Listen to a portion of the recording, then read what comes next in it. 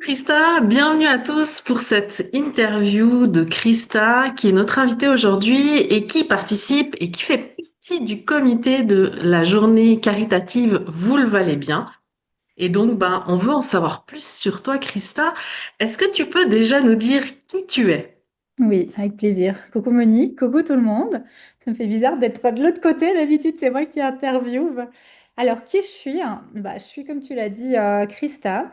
J'accompagne, moi, les professionnels du bien-être, les coachs, les thérapeutes, à vivre de leur activité en les aidant à se créer leur offre signature avec souvent toutes les formations et les compétences qu'ils ou elles ont acquis au fil des années et ensuite en la rendant visible dans à tout à chacun dans la réalité pour que petit à petit, ils puissent se faire connaître et avoir de plus en plus de clientèle et de plus en plus de chiffres d'affaires pour vivre pleinement de leur passion de thérapeute ou de coach. Top ça. Et ça aide tout le monde. Même 5 minutes de discussion avec toi, ça aide tout le monde et ça donne des idées. C'est ça qui est chouette. Du coup, la journée du 7 septembre, c'est cette journée caritative qu'on a organisée il y a déjà 3 ans pour la première fois ensemble et qu'on a fait chaque année. Cette année, on va être là pour Patouche. Et toi, pendant cette journée du 7 septembre, qu'est-ce que tu vas pouvoir proposer aux gens qui vont venir nous voir?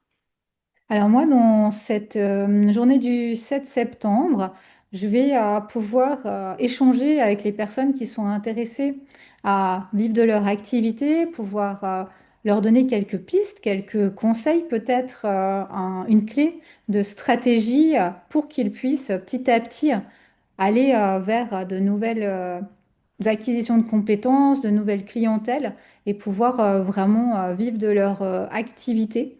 Et puis, pouvoir aussi échanger avec eux. C'est toujours riche d'être sur le terrain pour moi et d'être en contact avec des personnes dans le bien-être. Ça me permet d'être encore plus proche des besoins et de la réalité de chaque professionnel. Top. Donc, ça, c'est une journée un peu particulière où il y aura beaucoup de thérapeutes. Donc, comme tu l'as dit, des gens pourront venir découvrir les thérapies de chacun. Et toi, pourquoi? Alors, la première fois, on l'a fait ensemble, la deuxième fois aussi, mais c'est un choix au quotidien. Donc, pourquoi cette année encore, tu as envie de participer, de contribuer à cette journée?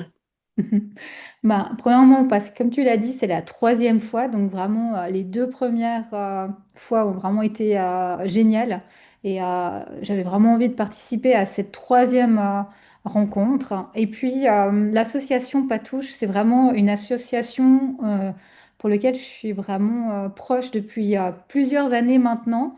Ça a été la première association que j'ai vraiment, auquel j'ai vraiment contribué il y a quelques années quand j'étais encore prof, que j'enseignais, j'étais allée faire la formation pour être intervenante patouche. Et puis ensuite, j'ai créé mon entreprise, enfin, tout s'est enchaîné, mais ça a été une des premières étapes que j'ai faites pour vraiment contribuer à plus grand que d'enseigner à l'époque. Et aujourd'hui encore, mon cabinet, c'est une zone patouche et c'est vraiment une association qui, depuis plusieurs années, est présente auquel chaque année je contribue et que je soutiens. Ce qui est chouette, c'est que du côté, toi, t'as les deux côtés, hein. T'as les côtés où tu peux coacher des adultes, mais aussi t'as été prof, donc tu comprends non seulement l'enfant, mais aussi le parent qui soutient son enfant. Donc t'as vraiment une double facette qui est hyper intéressante. Euh, pour le, pour la suite de l'interview, on a décidé de faire un petit mini portrait chinois spécial enfance. Et comme ça, tu pourras nous dire un petit peu plus sur toi. Par exemple, si tu étais un métier de ton enfance, tu serais quoi? Moi, je serais vétérinaire parce que j'ai toujours adoré les animaux. Et encore que j'étais petite, j'avais pas le droit d'avoir d'animaux. C'était terrible. Et j'ai eu un premier chat quand j'avais 11 ans. Il a vécu 21 ans, ce chat. Et c'est quand passait ma mère qui voulait pas d'animaux. Elle est partie en vacances. Et pendant les vacances, mon père, il a craqué. Et quand elle est revenue, on avait pris un chat. Donc j'ai eu ce premier chat quand j'avais 11 ans. Après, j'en ai eu un deuxième qui venait vers la maison et pendant qu'elle travaillait, je le faisais venir à la maison. Puis pour finir, forcément qu'il est rentré. Et puis aujourd'hui, bah, j'ai vraiment la chance d'avoir des chiens, des chats, des lapins. Et vraiment, j'ai toujours adoré les animaux et être au contact des animaux. Des petites poules pour les œufs le matin. J'avais des poules, j'en ai plus, mais j'ai eu, oui. Si tu étais un jeu d'enfant, tu serais quoi? Ben, moi, je ferais du dessin parce que j'adorais vraiment, et encore aujourd'hui, dessiner, créer. C'était vraiment ce qui me plaisait. J'ai toujours été quelqu'un d'assez solitaire. Donc, c'est vrai que j'aimais bien être dans mon petit monde à moi. J'ai fait pendant des années des cours de dessin pour apprendre des techniques. Et c'est vraiment quelque chose que j'aime beaucoup, tout ce qui est créatif et spécialement le dessin.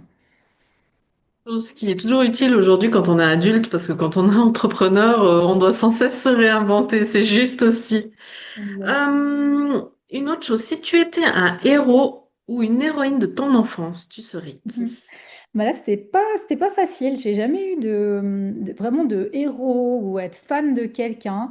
Et j'ai réfléchi. Je me suis dit que si j'étais un héros ou une héroïne, clairement, je serais un sportif ou une sportive. Parce que j'ai toujours eu beaucoup d'admiration et encore aujourd'hui, pour les sportifs, pour moi, c'est toujours des modèles. D'ailleurs, j'en parle souvent dans mes accompagnements, le mindset du sportif, celui qui va au bout. Et je me souviens que quand j'étais jeune, j'aimais beaucoup le tennis. Et j'aimais bien Pete Sampras, le tennisman. Donc je pense que si j'étais une personne, je serais un sportif de haut niveau. Pardon? Roger Federer.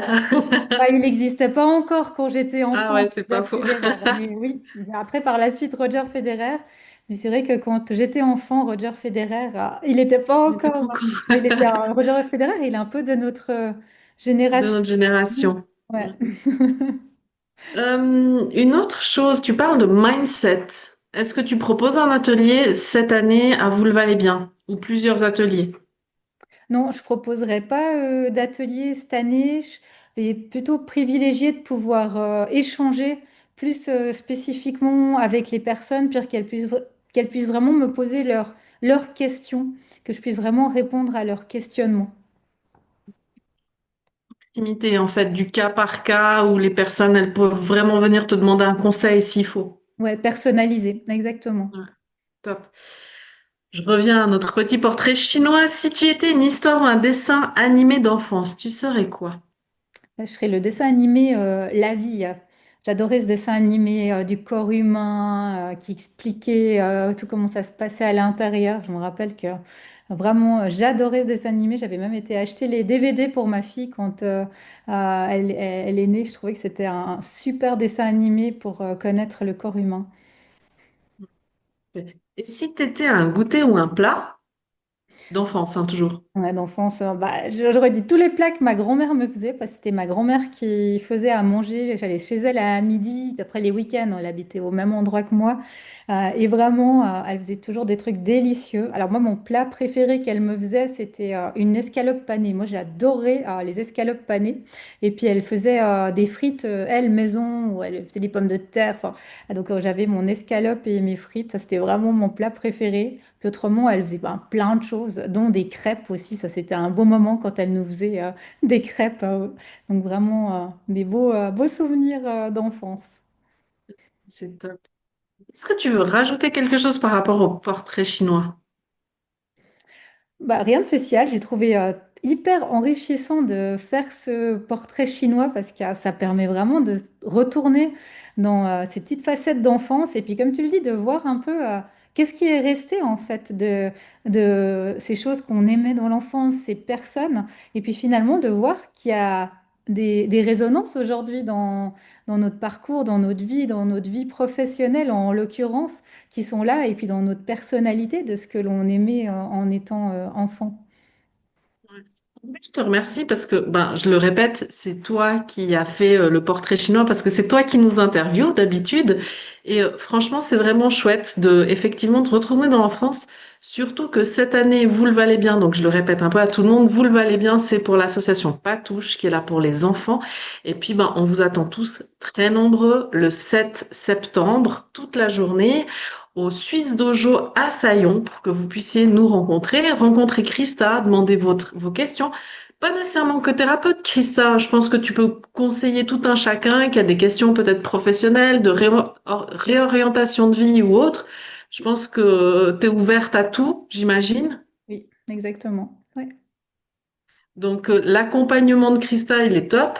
Et puis, ben, elle sera là pour répondre à toutes vos questions. Donc, n'hésitez pas, enfin, non, pas n'hésitez pas, venez nombreux, venez nous rejoindre à la journée, vous le valez bien. Ouais. Merci Monique et je vous attends le 7 septembre. Oui, à bientôt. À bientôt.